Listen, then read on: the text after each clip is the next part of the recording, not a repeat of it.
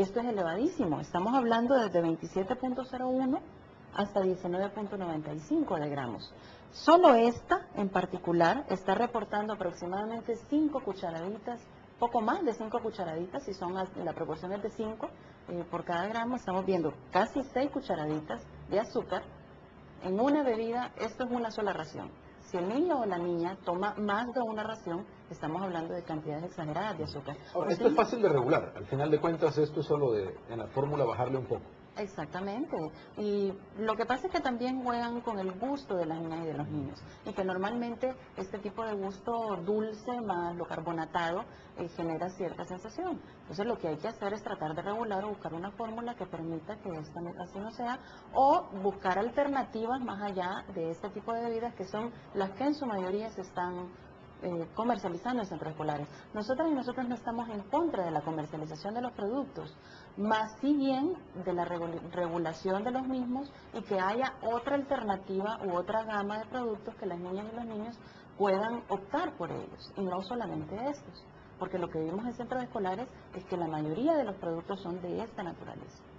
Alguien podría decir, mire, pero azúcar está bien, grasa está bien porque los niños queman bastante y necesitan, y puede ser un suplemento energético en algún momento, y si me pongo como abogado acá de la circunstancia, ¿qué pasa ahí? ¿Hay alguna manera de hacerlo más compatible, es decir, que tengamos esto como un todo, o cómo debería funcionar? Bueno, aquí sí definitivamente tiene que ser un cambio de hábito alimenticio, y el punto fundamental es no la cantidad de un día, sino la cantidad recurrente de acuerdo a la cantidad de veces que los niños y las niñas están consumiendo esto. Ese es el problema, porque si se consumiera una vez, pues seguramente el cúmulo de esta cantidad de azúcar o de grasa tal vez no causara el impacto que está causando, pero al consumirse tantas veces, entonces sí causa un daño en las niñas y los niños de los centros escolares. Los padres de familia, ¿qué papel juegan en esto? Es primordial, pero ¿están conscientes o no hay interés tampoco?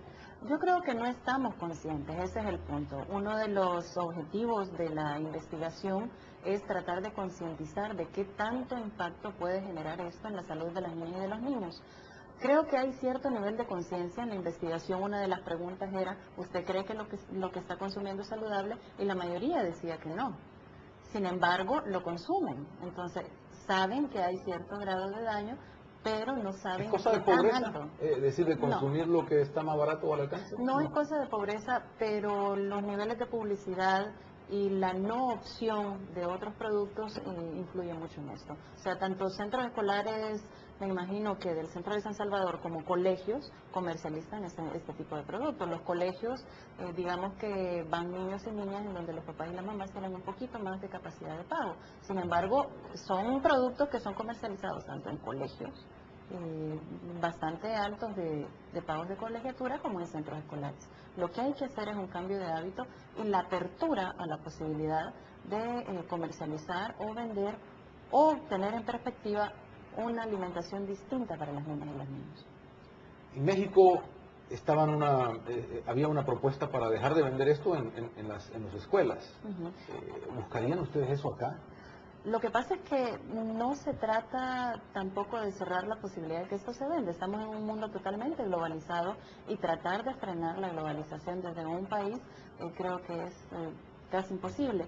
Sin embargo, sí es posible abrir la posibilidad de generar espacios de cafetines saludables y dar la oportunidad a otra gente a que pueda entonces comercializar otro tipo de productos, o que el centro escolar incluso entre en un proceso de concientización de las niñas y de los niños, es decir, todo un proceso de currícula que les enseñen a alimentarse debidamente, porque los papás y las mamás tienen que salir a trabajar aunque tengan un papel importante en la comunidad educativa en general. ¿Es más caro alimentarse bien? No. ¿Puede ser más costoso para la familia? No necesariamente. Lo que están gastando, nosotros hicimos también una medición de cuánto se gastaba al mes en este tipo de productos. Estamos hablando que de un salario mínimo de comercio e industria se está gastando aproximadamente el 7% del salario.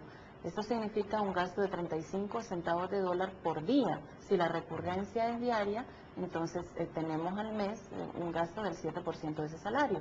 Si es solo un niño o una niña. Si son más, el gasto es más elevado. Puede llegar hasta el 12 o 15%, ¿no?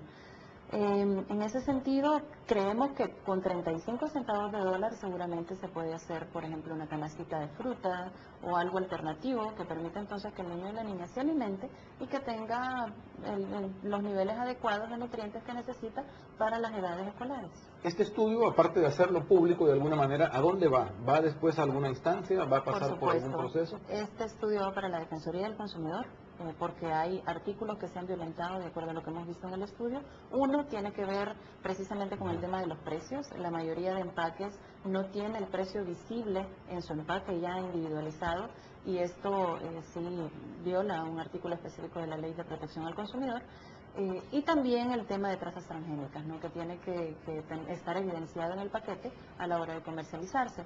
También estamos previendo tener una reunión con el Ministerio de Educación a efecto de entonces generar todo un proceso dentro de una currícula escolar que no solo pueda dar educación sobre consumidoras y consumidores, qué es lo que se está consumiendo, sino la calidad de lo que se está consumiendo, y generar un proceso crítico desde la niñez a efecto de que entonces cuando vayan creciendo, vayamos ya siendo adultos y adultas, tengamos cierta capacidad crítica a la hora de consumir. ¿Dónde está el Ministerio de Salud en esto? El Ministerio de Salud debería de entrar también, por supuesto. Sin embargo, se deberá de generar el mecanismo de coordinación entre el Ministerio de Educación y el Ministerio de Salud para poder entonces echar a andar ello. El proyecto que inició la FAO junto con el Ministerio de Educación traía implícita, creo, también la participación del Ministerio de Salud. Entonces, son instituciones públicas que deben de tener un papel mucho más protagónico, y que esto suena una campana también desde la sociedad civil para que se empiecen a tomar las cartas en el asunto con las niñas y los niños. ¿Es Salud quien debe ir a las fábricas de estos productos y decir, mire, esta es la fórmula que debería usar? ¿O quién es el que debe revisar esto? Debe de ser en colectivo, debería de ser colegiado, nosotros creemos. Ya hay ciertas comisiones, por ejemplo está el CONACYT, que es la Comisión Nacional de Ciencia y Tecnología, que puede incluso evaluar esto, pero se pueden generar espacios específicos para centros escolares, podríamos decir. Es tanto el problema de la salud en nuestro país que sabemos que entonces deberían de generarse mecanismos particulares para la atención de estos casos o de los hallazgos de este tipo de investigaciones.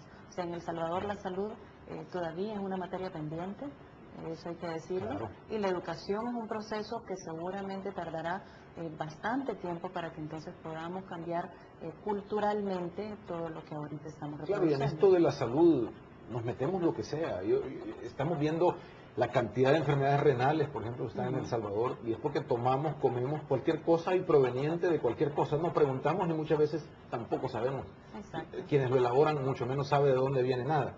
Y esto me parece, por eso decía al principio, interesante que se hagan estas mediciones para poder tener un poco de certeza, al menos, de qué es lo que estamos ingiriendo. Muchísimas gracias por habernos acompañado. Naida, un gusto tenerla en este programa. Gracias, Rafael, y amigas y amigos televidentes, padres y madres, consideren este tipo de estudios porque es la salud de los niños y de las niñas. Vamos a la pausa, enseguida regresamos con más de la Franja Informativa.